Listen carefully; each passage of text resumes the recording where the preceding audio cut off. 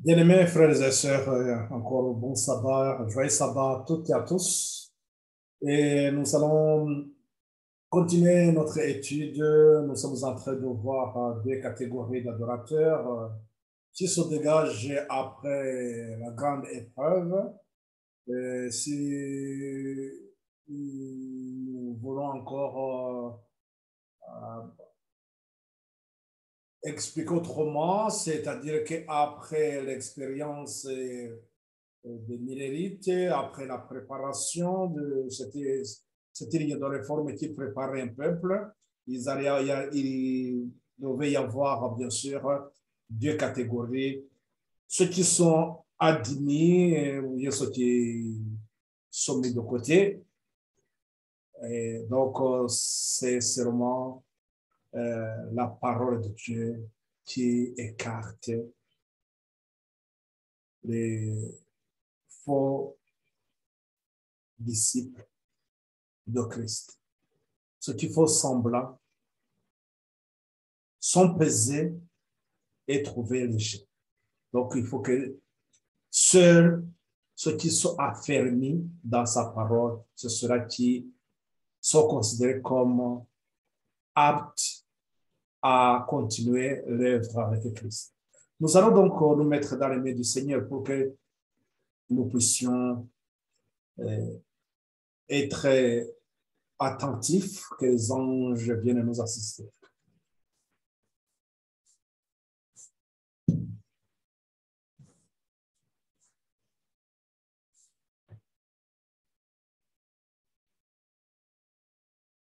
Grand Dieu, nous te louons, nous te bénissons. Encore une fois, nous nous remettons dans tes mains, Seigneur.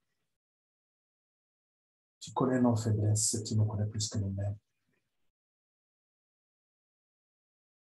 Père, nous abandonnons à toi.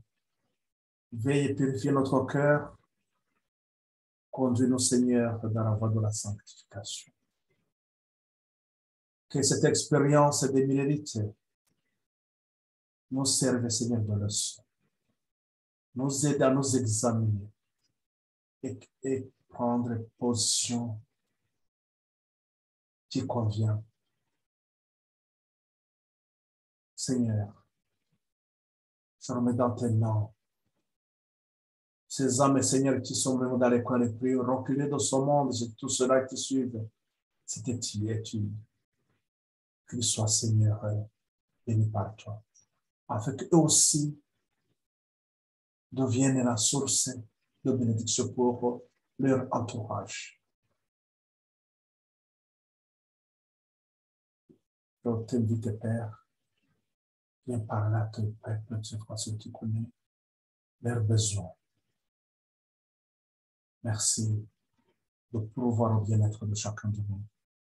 Au nom et pour la gloire de notre Seigneur Jésus-Christ, nous t'en prions. Amen.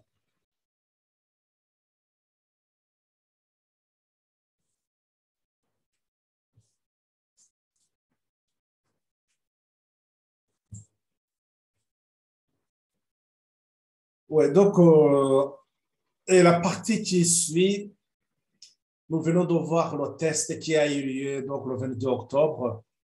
Et ce test, la déception, la même déception, la déception comparable à celle des disciples lorsqu'ils ont vu le sauveur crucifié. Les 12, nous avons vu d'abord, nous avons vu que il y a Judas, lui, qui n'avait pas laissé aucune influence du Saint-Esprit. Lui, il a abandonné la voie de la sanctification. Ne s'est même pas repenti. Donc, ça veut dire que il est tombé seulement dans son message, dans son premier appel, le message du premier ange. Il n'a pas répondu au message du premier ange. Mais les 11 autres qui restaient, Les 9, dès la première épreuve, ils sont partis. Cela, on peut le comparer à ceux qui tombent lors de le premier désaffrontement. Donc, lorsqu'ils ont été déçus, mais ils étaient dans le ciel, bien sûr, le deuxième ange. Ils avaient accepté la lumière. Nous pouvons voir que Pierre, lui, qui pensait arriver à la fin, mais lui aussi n'était pas vraiment prêt.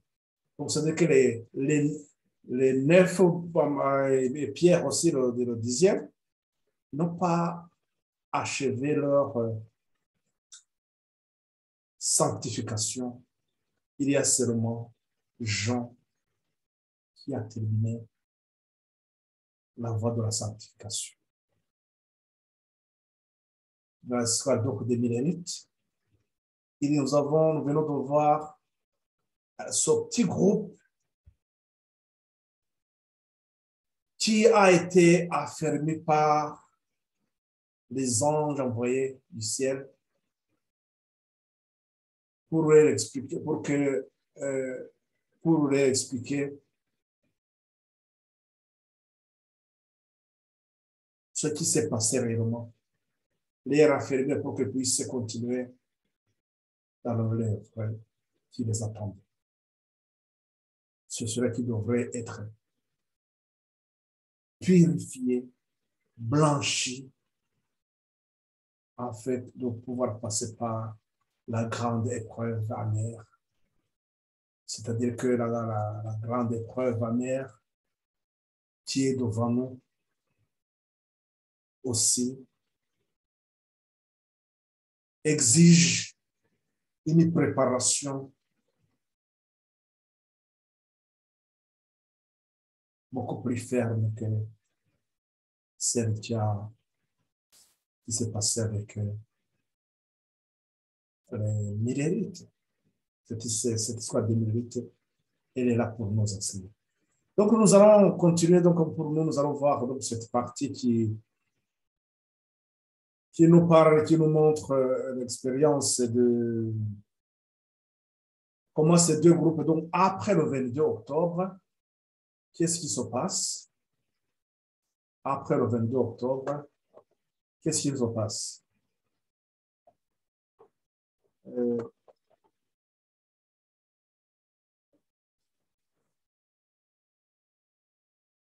Après le 22 octobre, donc qu'est-ce qui se passe après le 22 octobre?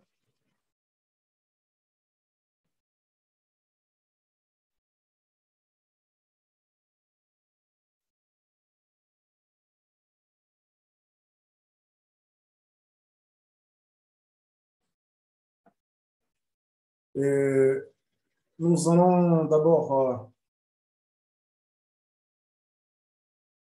je vais vous partager l'écran comme on l'a fait d'habitude. On partage l'écran.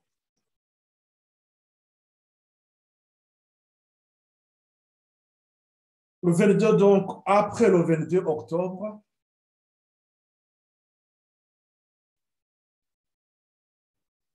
donc après le désappointement, donc deux groupes qui sont identifiés, testés, après le test, donc deux groupes sont identifiés et deux chemins aussi sont clairs, ils vont se dégager. Donc jusqu'à présent, on n'a pas encore vu, donc il va y avoir une séparation puisqu'il y a ceux qui vont suivre le chemin, il y a d'autres qui vont chercher à marcher dans la lumière. Donc, c'était parti. Nous allons voir que donc, les deux catégories d'adorateurs vont se séparer.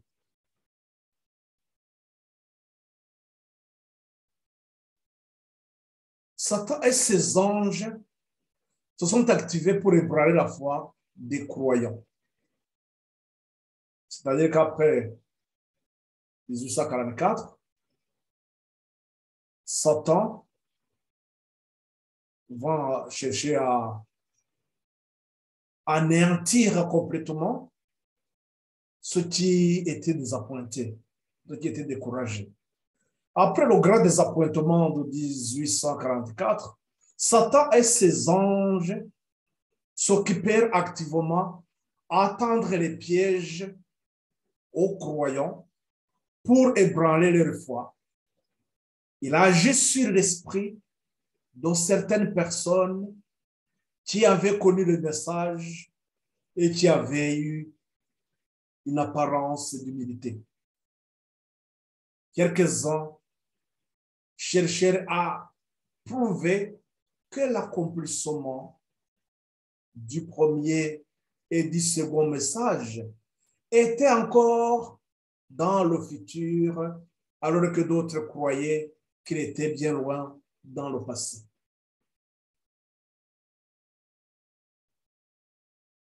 C'est ce qu'on avait vu au début déjà dans la citation, dans la partie que nous avons terminée, et ce qui s'est passé à cette date-là du 22.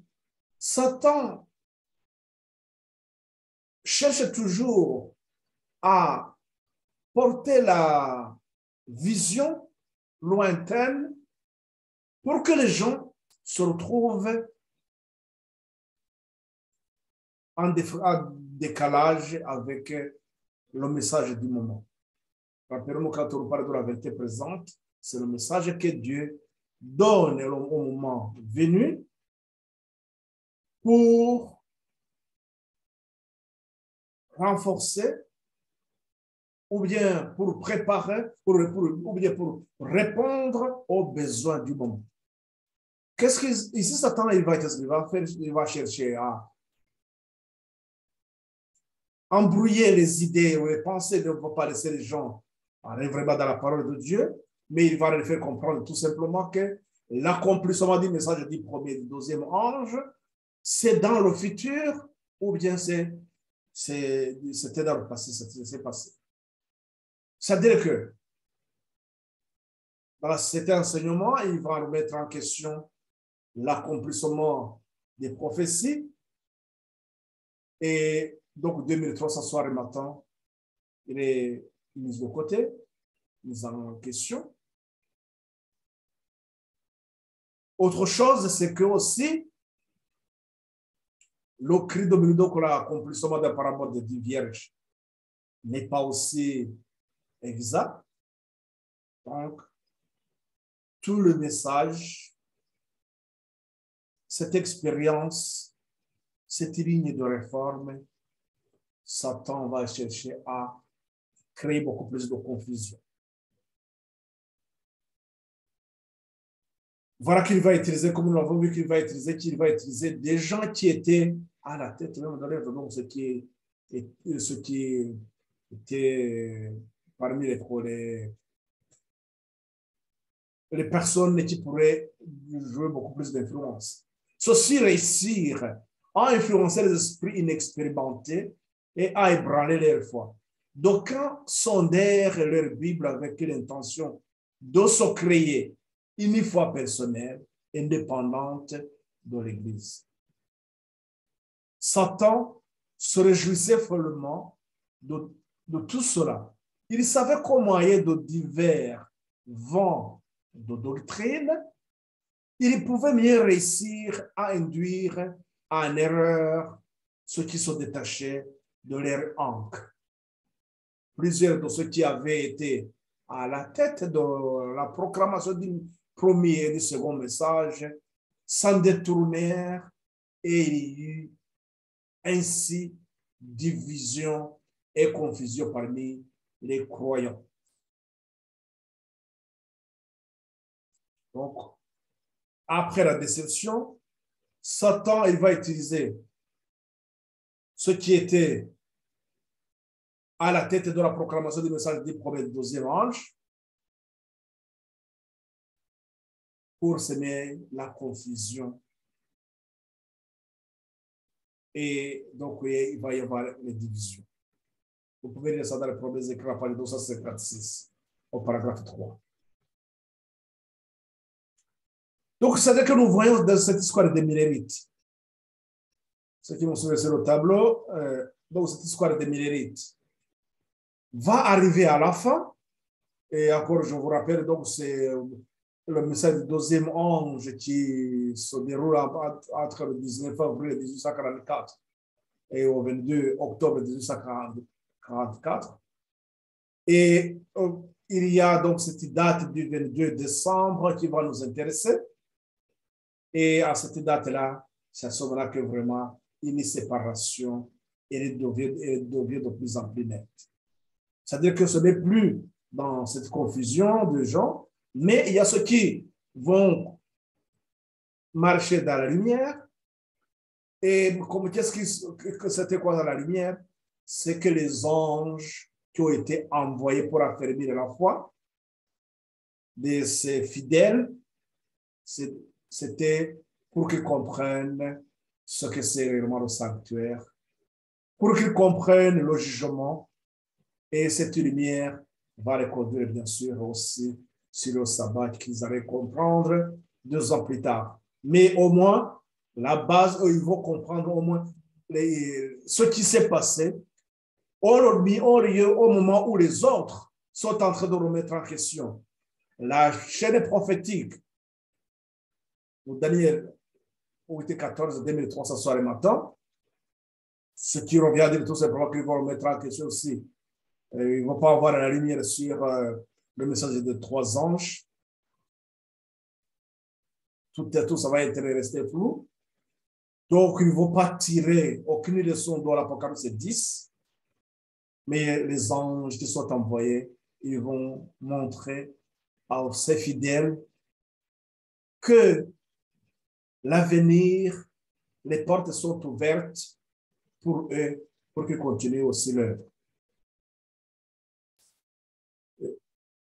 Donc, c'est pour ça que ceux qui vont lire le chapitre 21 de la tragédie des siècles, on nous parle de l'avertissement rejeté, on comprendra davantage ce qui s'est passé là-bas. C'est comment cette histoire, elle s'applique donc à ceux qui vont rejeter cette lumière, ceux qui ne vont pas continuer avec le message du 3e ange, donc, tout simplement que ceux qui n'ont pas continué avec le message du 3e ange, ils vont chercher leur chemin, et comme nous l'avons vu, ils vont chercher à aller où? Au ciel en passant par leur propre chemin. C'est pour cela que Satan, sur ça, il profite, il continue à à embrouiller les gens, c'est même beaucoup plus de confusion. La raison pour laquelle même aujourd'hui, nous avons une multitude d'enseignants, une multitude de dénominations, de ceux qui le font par conviction, bien par intérêt. Nous en avons de tout genre, mais ce qui compte pour ces enfants de Dieu, c'est de marcher dans la lumière. Et je reviens sur un point que nous avons vu là. Il faut que chacun sonne la Bible avec intention de se créer une foi personnelle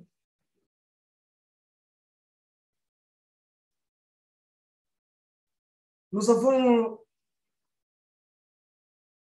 vu je crois que je vous ai lu ça une fois, mais je ne vais pas encore le lire maintenant. Vous pouvez lire ça vous-même. Éphésiens 4 et 14, là on nous dit que nous devons approfondir, nous affermir dans la connaissance de la parole de Dieu. Comme ça, nous ne serons pas vacillants et à cause donc d'un vent de divers vents de doctrine. C'est pour cela que ici, on nous dit que Satan se réjouissait follement de tout cela. Il savait qu'au moyen de divers vents de doctrine, il pouvait mieux réussir à induire en erreur ceux qui se détachent de leur encre, ceux qui ne restent pas sur le fondement de le message du premier et du 12e ange. Mais ceux qui étaient faibles, donc ceux qui n'avaient pas, ceux qui avaient ceux qui avaient donc moins de connaissances, ceux qui n'avaient pas fait l'expérience du premier et du deuxième ange, ils n'aimeraient pas vraiment tenir, puisque même ceux qui devraient les encourager ou bien les éclairer, eux aussi ils étaient dans les ténèbres. Et ils étaient devenus maintenant l'instrument de Satan. Donc, leur intelligence obscurcie, ils ne pouvaient pas reconnaître aucune lumière. Tout le ciel suivait avec un profond intérêt la proclamation du premier message.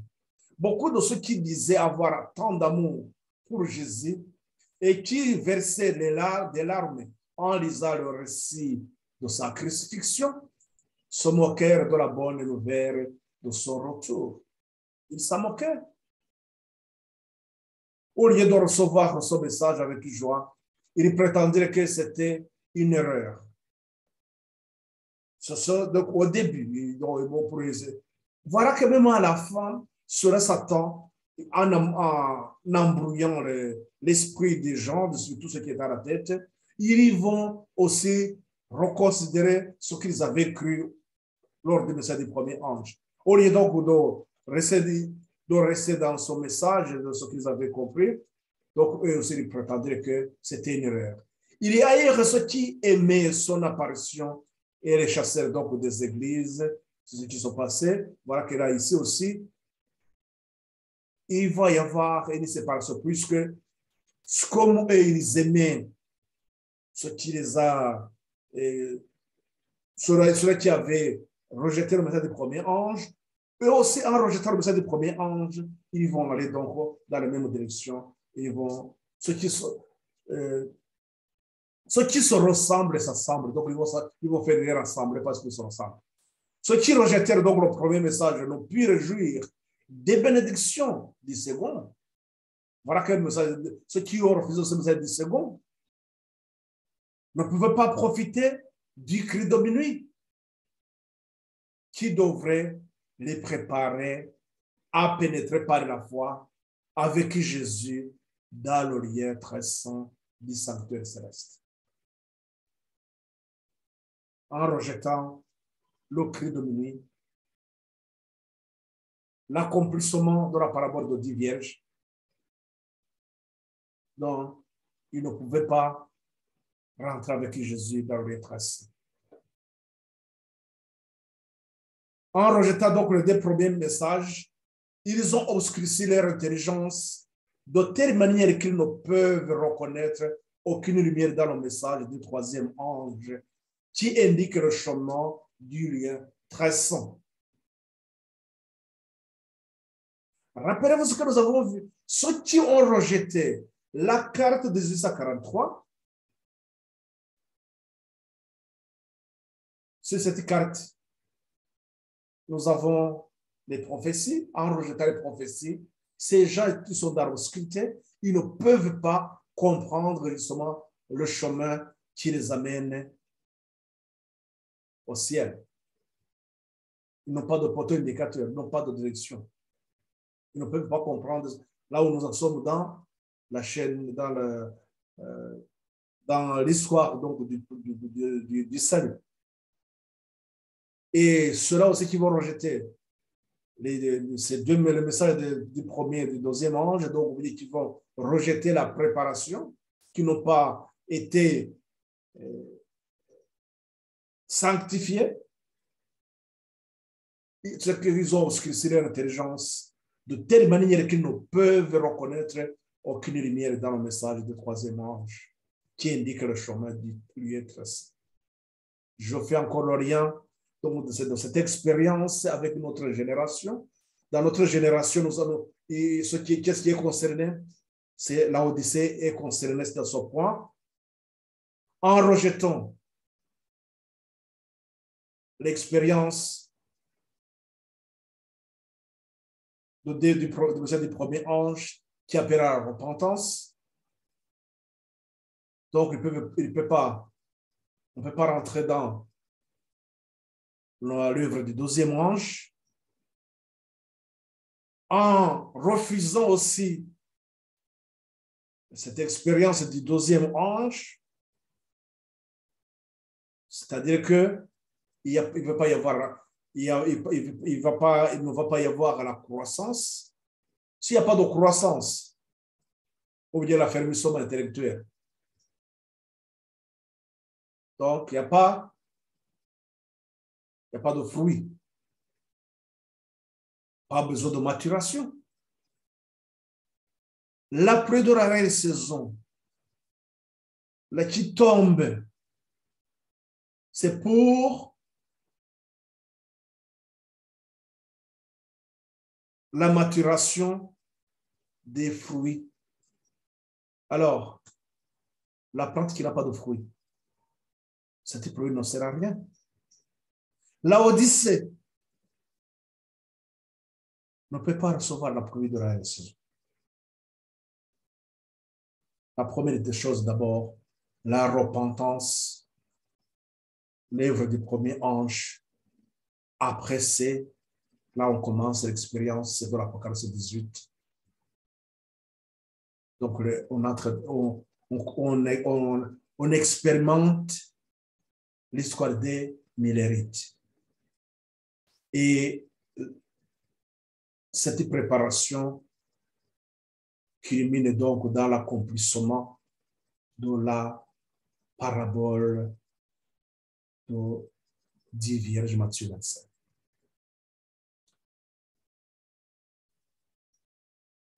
Donc, cette histoire, encore je le répète pour que vous puissiez le voir bien. Donc, c'était lorsque je voudrais souligner, c'est de encore localiser le cri de minuit. Le cri de minuit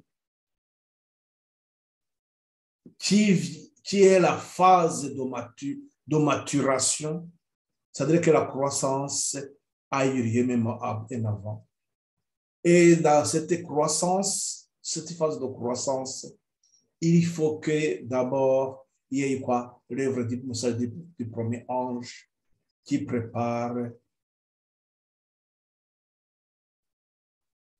la terre. Et c'est au message du deuxième ange que on met la plante dans le sol. On met la graine dans le sol. Et puis, il y a la pluie de la première saison qui va permettre à la graine de germer et la planture va croître jusqu'à arriver à la fin de sa croissance. Et après, donc, nous avons ici, donc, à minuit, à cette appel de minuit, donc, lorsque nous entrons dans l'application de la parole des Vierges, à minuit, c'est cette ligne qui nous donne l'amplification du deuxième ange. Donc là, on commence la maturation. Donc, je j'espère bien que, comme je vous disais, j'essaie de vous amener petit à petit pour qu'à la fin, nous arrivions vraiment à comprendre, à apprécier à la juste valeur le message que Dieu adresse à l'Odyssée. Puisque c'est avec l'Odyssée que nous allons voir les difficultés qui criaient dans le message du troisième ange. La raison pour laquelle nous devons encore faire une deuxième expérience, revenir dans cette expérience des millérites pour que cette préparation montre un groupe, une catégorie d'adorateurs qui va faire face à la bête et son image.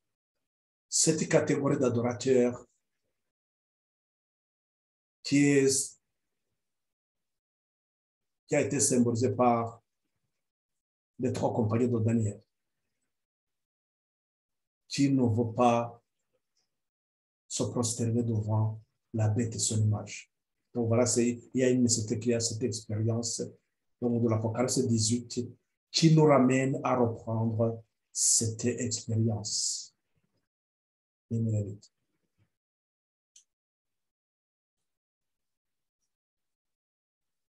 La conférence donc de Lahampton, le 28 au 29 décembre 1844, dans cette conférence, donc c'est cette date-là dont je vous ai parlé,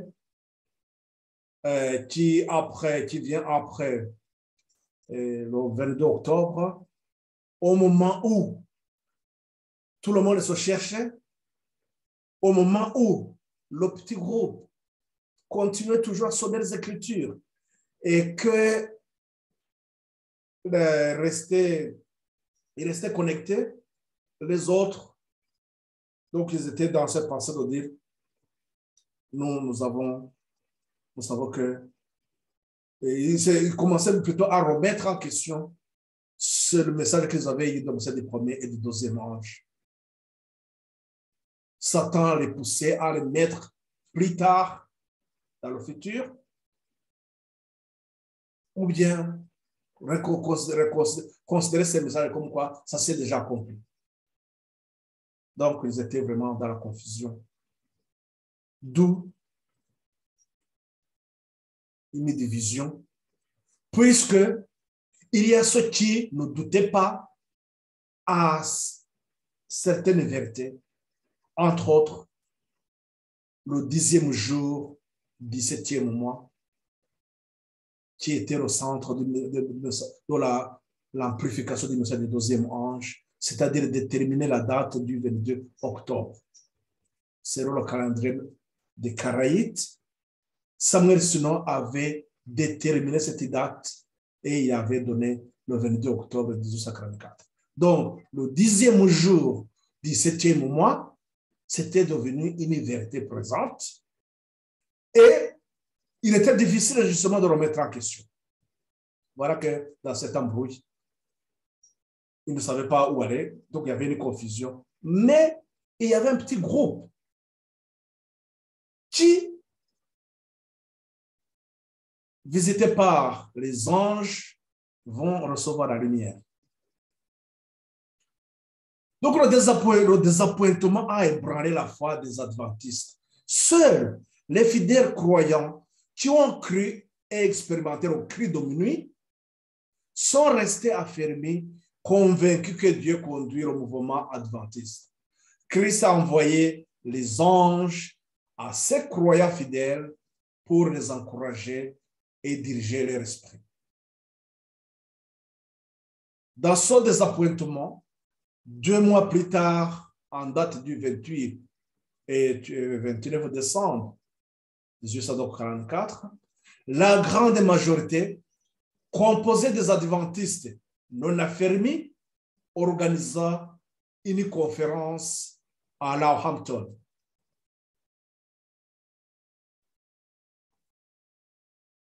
Joshua Himes, un des grands compagnons de William Miller, préconisa 3 axes pour relancer l'activité missionnaire.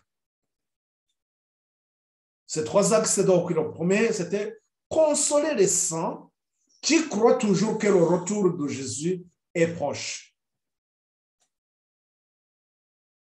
Donc, là, cette date pour lui et les autres, donc pour cette date du 22 octobre, ça n'a pas vraiment une signification claire, mais il faut continuer à dire aux gens que mais ça va venir dans quelques jours, dans quelques semaines, je ne sais pas, mais que c'est proche. Donc, ça veut dire que cette date, la déception n'a pas compris pourquoi de cette déception. Il n'a aucune lumière, mais il faut dire toujours aux gens que le retour de Christ est proche. Il faudrait éveiller de plus en plus le monde des chrétiens, l'exhortant de se préparer à l'avènement de Jésus-Christ. Il faudrait proclamer librement et pleinement le salut aux pécheurs et dire aux pécheurs aussi de se repentir. En gros, si on voit ces 3 axes, on voit que c'est tout à fait correct. Et d'ailleurs, c'est ce qui a suivi après, donc on devrait justement continuer à les préparer. Mais même si c'est une réalité, une vérité, mais le problème, c'est qu'ils n'avaient aucune lumière. Peut-être ils avaient remis en doute, ils ne considèrent plus l'accomplissement des prophéties. s'ils ne comprenaient pas bien les prophéties, aussi s'ils remettaient en question les prophéties, c'est comme, c'est pas loin de ceux-là qui avaient même refusé aussi la carte de 1843. Même si ce n'est pas à 100%, mais c'est-à-dire qu'eux aussi, ils vont se dire non, on s'est trompé. C'est-à-dire que le message de Daniel 8-14 n'est pas, il y a quelque chose qui ne va pas. Voilà, ces trois axes, donc, c'était pour ranimer encore le mouvement, mais les autres, donc, pour sortir de cette crise de désappointement. Donc, eux, ils vont se chercher quoi? Ils vont chercher d'autres manières de vivre, de voir les choses et de continuer. Mais le désappointement, et puis donc la confusion, convaincu que Christ est à la porte, l'activité missionnaire reprend. Les publications, les nouvelles conversions et d'autres pensées de ses compagnons de service poussèrent William Miller à revenir sur sa vision du cri de minuit. Il rejeta ainsi la date du 22 octobre 1844. Dans cette activité missionnaire, les gens croient, il y a eu aussi des conversions. Il y a eu des nouvelles converties. Convertis à une fausse quand même espérance. En fait, à une fausse vision, à un faux enseignement. Mais comme ils comprenaient bien sûr que c'était des péchés, ils étaient conscients même de leur état, mais voilà que les gens se convertissaient par la peur sans doute. Mais cela a permis à Miller de se dire, oui, c'est vrai que le cri de minuit, comme la conception qu'il avait de cri de minuit, dès le départ, il retourne sur ça. Donc, c'est-à-dire, il rejette le cri de minuit. Nous allons voir plus tard le fait de rejeter le cri de minuit. Par rapport au sentier 3, nous allons voir les conséquences de cela.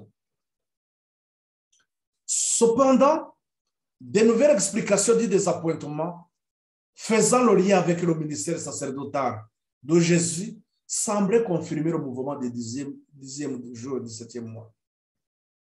Cela créa une forte confusion et de controverse. Le fanatisme est pris court au sein des adventistes.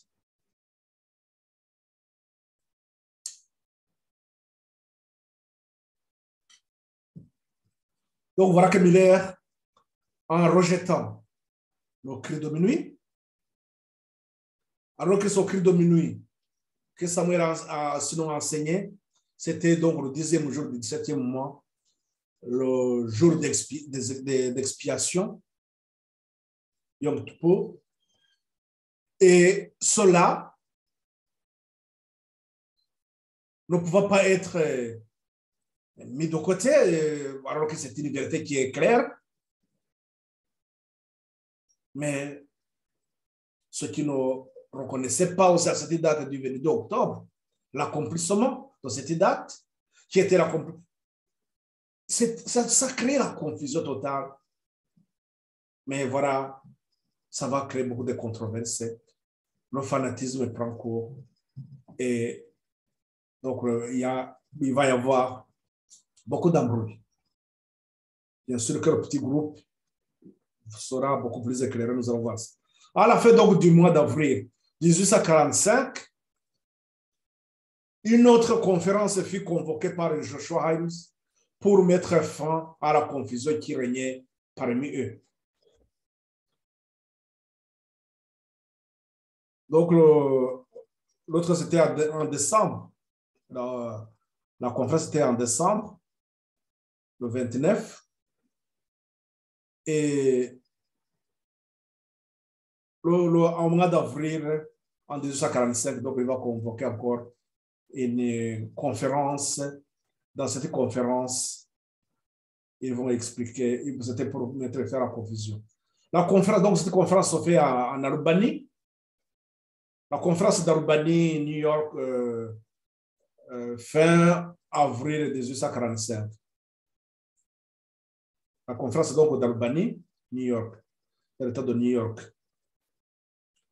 Convoquée par Joshua Himes, la conférence avait pour objectif de mettre fin à la confusion et à la division.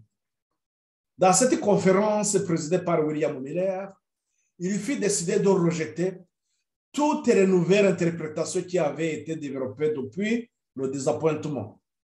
Ainsi, la conférence refusa la signification du mouvement du 10e jour du 7e mois dans l'histoire du salut, tel que nous l'avons dans Lévitique 16, au verset 29.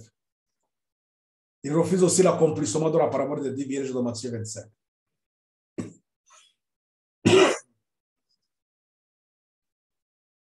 Voilà que ce groupe s'écarte de plus en plus de la lumière. Il rejette donc le 10e jour du 7e mois que nous avons dans Lévitique, chapitre 16, au verset 29. Il refuse aussi l'accomplissement de la parabole de 10 vierges. Donc, de Matthieu 25. En rejetant donc le cri de minuit, c'est aussi remettre en question la date du 22 octobre, douter de la prophétie de 2000 soir et matin, donc Daniel 8 et 14, et en fin de compte, rejeter le message du premier et du second ange.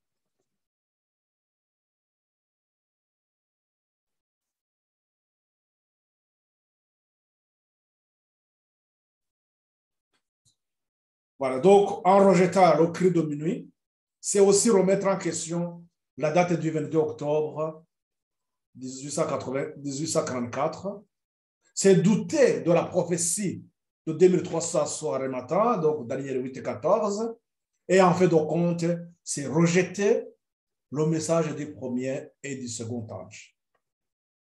C'est donc tout ce que Miller avait annoncé depuis lui-même, il n'est plus en accord avec ce qu'il a annoncé. Vous voyez combien Satan a une puissance aussi lorsque les Romains n'est pas connecté avec Christ.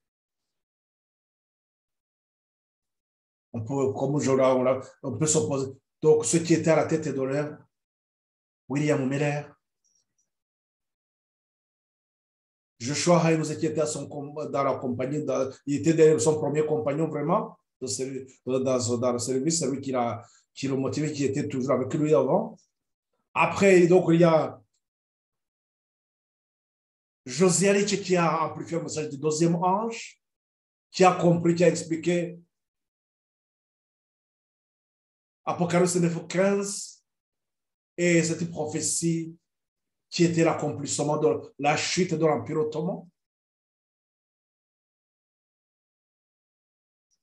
Donc on a tout cela. Et vous rappelez-vous qu'avec Charles Fish, ils avaient fait plus de 300 cartes. Donc il y avait vraiment des gens qui étaient convaincus de ces prophéties. Donc ça veut dire qu'eux aussi, c'est comme si eux aussi rejettent aussi la carte de 1844. Est-ce que, frères et sœurs, je sens vraiment ça devrait nous interpeller, nous faire peur aussi. Qu'on peut marcher dans la lumière, mais après sombrer dans l'obscurité. Je crois que nous avons quelques expériences, nous avons plutôt quelques exemples autour de nous. Il y a des gens qui sont tombés bas, nous les connaissons. Et lorsque Satan trouve une faille et qu'on le laisse trouver place dans nous, il nous fait sombrer dans la dépression, dans le découragement et on abandonne la vérité. Voilà ce qui se passe avec cette catégorie qui n'avait pas expérimenté le cri de minuit pour dire tout simplement, cette catégorie qui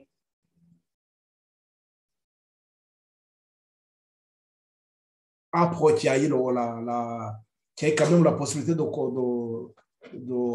comprendre la vérité, de comprendre la vérité, mais qui n'avait pas été sanctifié par cette vérité. William Miller finit par élever la voix contre la lumière d'en haut. Mon attention fut alors portée sur William Miller. Il avait l'air perplexe et semblait accablé par l'anxiété et la détresse en songeant à son peuple.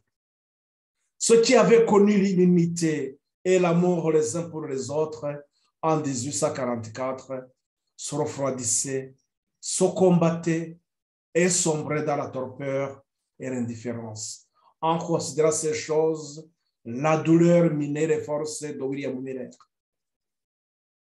Oui, donc ce qui s'est passé, c'était pas lui vraiment l'acteur principal, mais il était seulement dans la déception. Il commence à douter de ce qu'il a enseigné. Je voudrais vous ramener dans sa démarche, comment il a été convaincu de la parole de Dieu, sa préparation. Comme, rappelez-vous de ce que nous avons vu dès le début, essayez encore de revoir ça et vous allez comprendre justement que connaître la vérité, c'est une chose. Marcher dans la lumière et rester affermi dans la lumière, c'est une autre chose. Donc, vous voyez ceux qui avaient connu l'unité et l'amour, les uns pour les autres, en 1844. Donc, je parlais, là, c'est cette expérience du 12e ange. Ils se combattaient et sombraient dans la torpeur et l'indifférence. Miller en causera tout cela. La douleur minait ses forces et il sombrait dans le découragement. Je vis des hommes influents surveillés de crainte qu'ils n'auraient reçu le message du 3e ange et les commandements de Dieu. Et lorsqu'il était enclin à accepter la lumière du ciel, ces hommes imaginaient quelques plans pour l'en dissuader. Une influence humaine fut exercée pour le maintenir dans les ténèbres et conserver son influence parmi ceux qui s'opposaient à la vérité. William Miller finit par élever la voix contre la lumière d'en haut.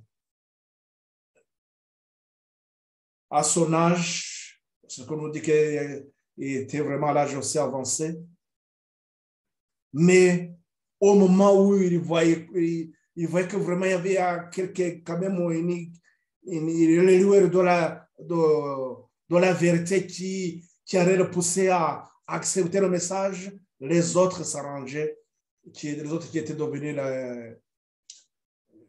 les éléments de Satan, ceux-là qui étaient ses compagnons de service, qui l'avaient encouragé dans ce qu'il faisait, mais Satan les a utilisés aussi pour l'empêcher d'accepter le message du 3e ange. Voilà, il finit par élever la voix contre la lumière d'en haut. Ça, vous pouvez voir ça dans les premiers écrits, la page 251, 257.1. En rejetant donc le cri de minuit, Miller et ses compagnons obscurcissent leur esprit. Il commit une erreur en ne recevant pas le message qui aurait expliqué amplement son désappointement, jeter une lumière glorieuse sur le passé, ranimer ses forces abattues, illuminer son espérance et l'aurait porté à glorifier Dieu. Il écouta la sagesse humaine plutôt que la sagesse divine. Mais épuisé par l'âge et par ses labeurs et se sent dans la cause de son maître, il fut moins coupable que ceux qui l'empêchèrent d'accepter la vérité. Ce sont eux les vrais responsables, les vrais coupables. Son péché reposait sur eux. Son péché reposait sur eux. Dieu, dans sa miséricorde, il a une façon dont il le considère. Voilà. Il fut moins coupable que ceux qui l'empêchèrent d'accepter la vérité. Ce sont eux les vrais responsables. Son péché reposait sur eux. Son péché d'élever la voix contre le ciel, la voix d'en haut, ne repose pas sur Miller. Si William Muller avait vu la lumière du troisième message, bien des choses qui lui paraissaient mystérieuses et obscures, qui auraient été expliquées, lui auraient été expliquées.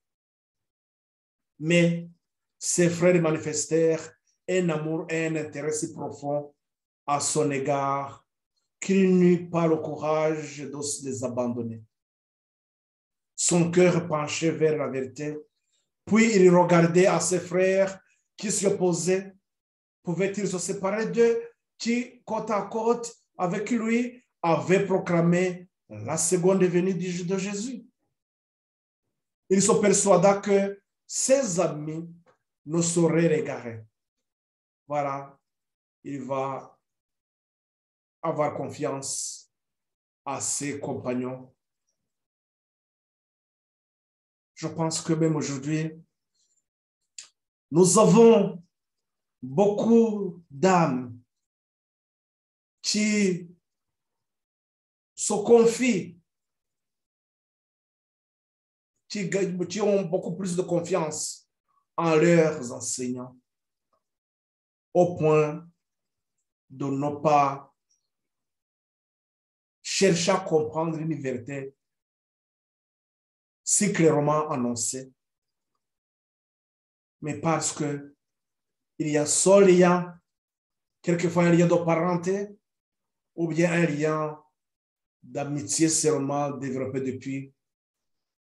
Et voilà pourquoi même aujourd'hui, il y a ceux qui ne peuvent pas rompre avec les églises, dire oui, c'est mon église. Oui, je suis né dedans. Oui, c'est l'église de mes parents. Oui, ou bien d'autres considérations. Mais il ne voit pas réellement que leur vie éternelle se dessine, s'écrit dans le présent.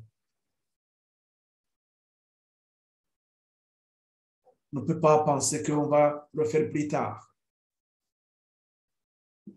Qu'on ne perde pas les occasions que Dieu nous adresse. Comme Moïse, William Miller donc fut lui aussi commis une erreur à la fin de son voyage.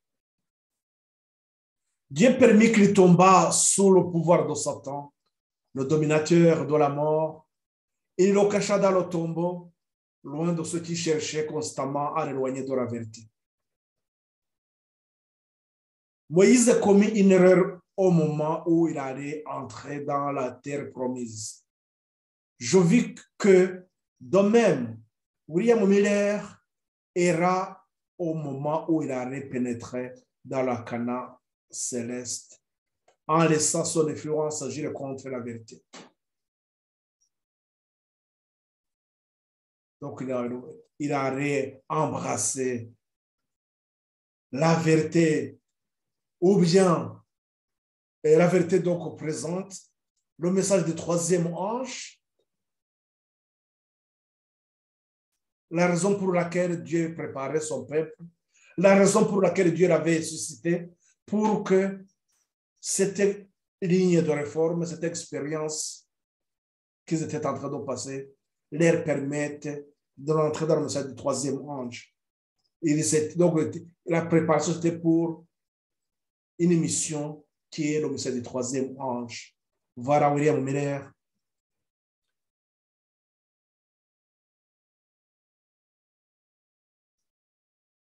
William Miller erra au moment où il a pénétré dans le Canaan céleste en laissant son influence agir contre la vérité.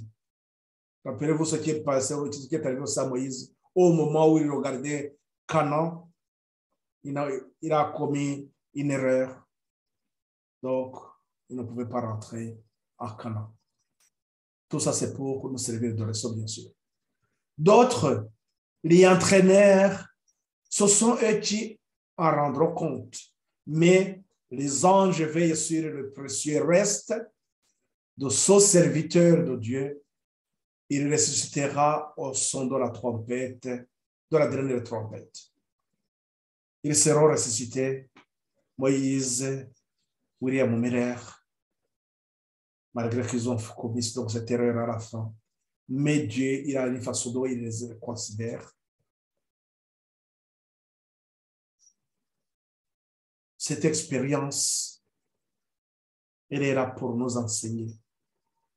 C'est pour cela que dans ce stage, je voudrais inviter mes frères et sœurs de revoir l'étude de les Écritures de notre sauvegarde. Nous avons des conseils dans ce chapitre que nous devons nous appuyer sur, il est écrit, et pas suivre tel ou tel prédicateur ou bien une communauté. Non, il faut sonder la Bible, la parole de Dieu, pour affermir sa foi. Encore, je vous ramène à Éphésiens 4, 14. Que les connaissances sont là pour nous affermir. Faisons-en le lien avec, dans le modèle de l'agriculture, la croissance. Dans le modèle, donc, dans la parabole du virage, pensez aussi aux lampes. Quand on nous dit, tenons nos lampes prêtes, il faut que nous soyons affermis intellectuellement. Et après, le Saint-Esprit vient dans cette phase-là de maturation pour nous permettre de faire face à l'épreuve qui nous attend. Voilà, nous venons de voir cette catégorie qui, poussée par Satan, s'est retrouvée dans l'errance au point de remettre en question même tout ce qu'ils avaient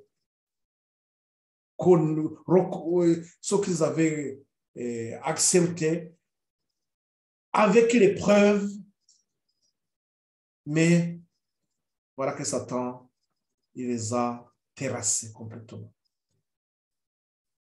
Rappelez-vous, ceux-là qui étaient à la tête, ils avaient du mal à accepter la lumière que Samuel Sinon a apportée dans le message du deuxième ange.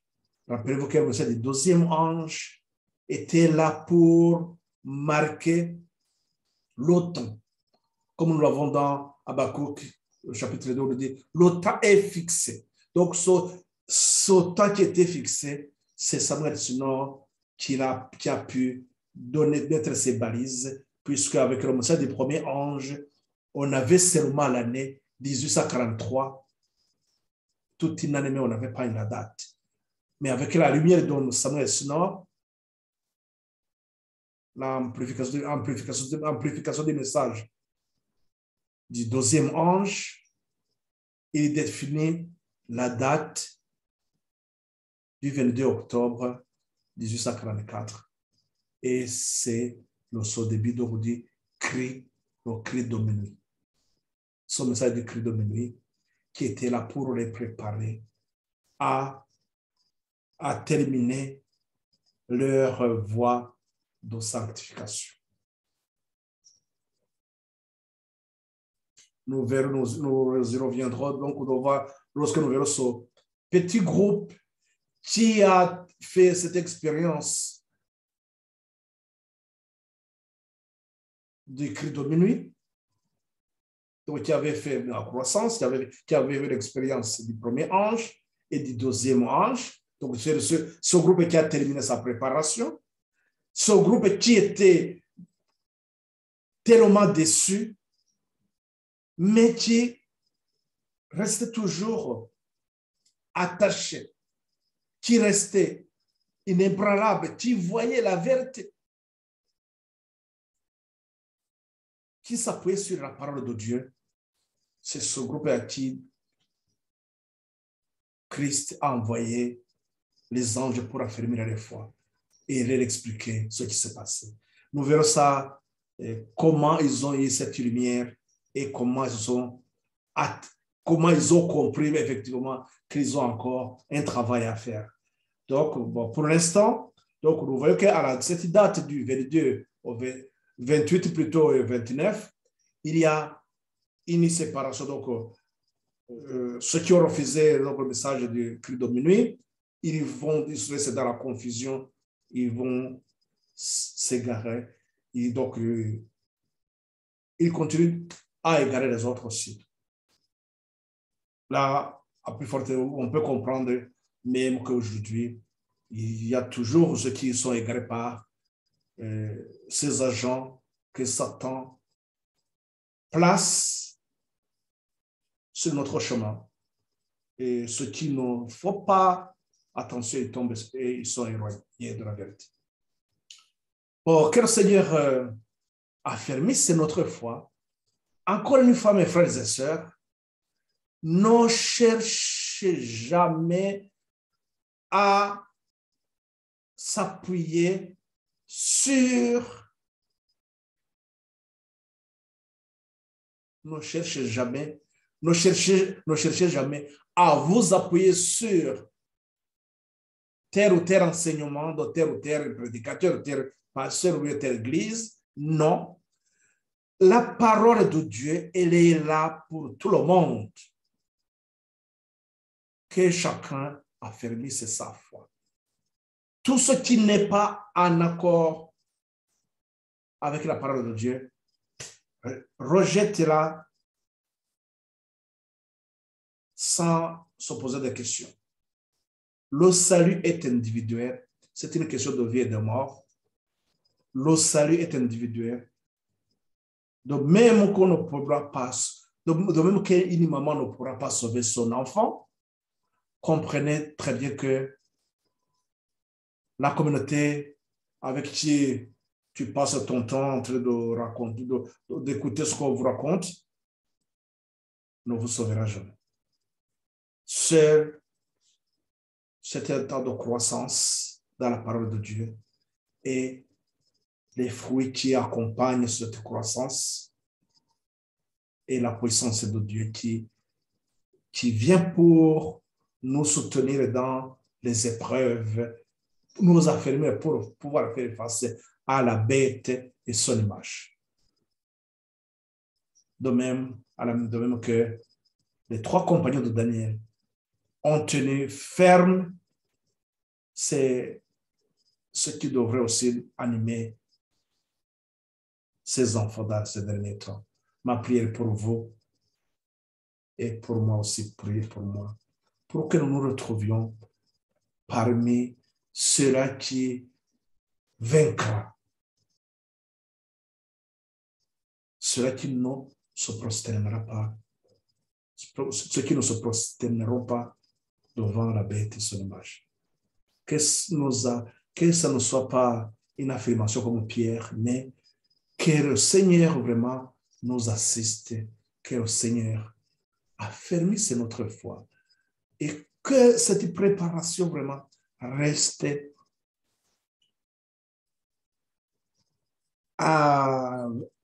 vive, que ça ne soit pas quelque chose d'intermittence, non, que le feu allumé reste allumé, ne s'éteigne pas dans votre cœur. Prions pour remercier notre Seigneur.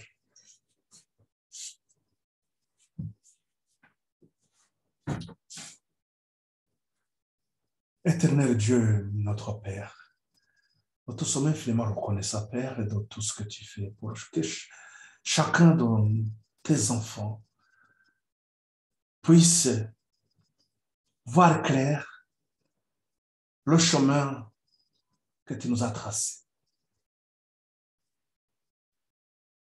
Merci, Père,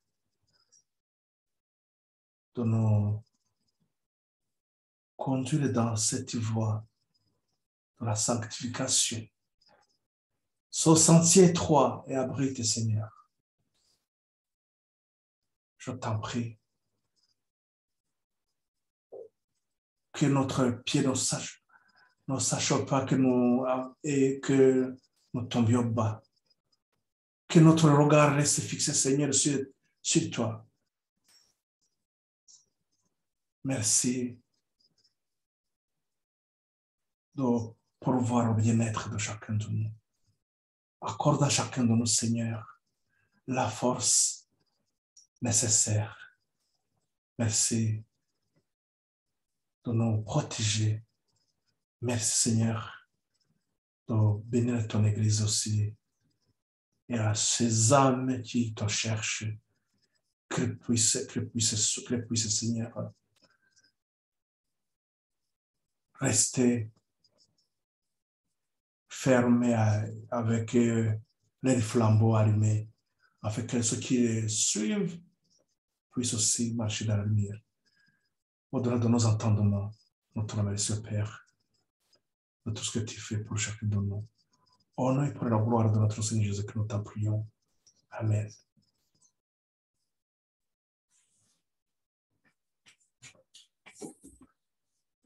Oui, donc, à vous qui nous suivez, on aura donc une autre occasion pour voir comment ce qui s'est passé aussi pour ce petit groupe qui a été visité, comment ce petit groupe va rentrer dans la mission, à la mission à laquelle ils étaient préparés. Que le Seigneur nous prépare aussi à rester fermés comme eux. À la prochaine, sur le regard du Seigneur.